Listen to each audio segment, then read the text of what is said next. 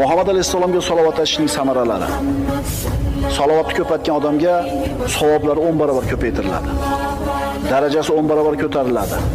10 ta gunoh o'chiriladi. Qiyomatda shafoatga ega bo'ladi.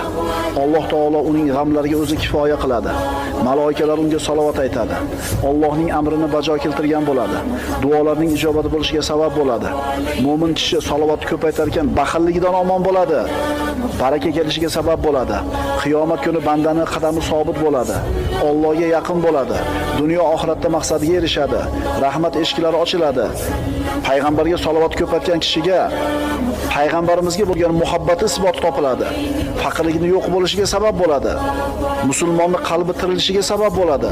Rasulullohga manzilat jihatdan yaqinlashadi va yana bundan boshqa 100 dan ortiq fazilatlarga, xayriyatlarga ega bo'ladi. Kim Rasululloh sallallohu alayhi vasallamga salovat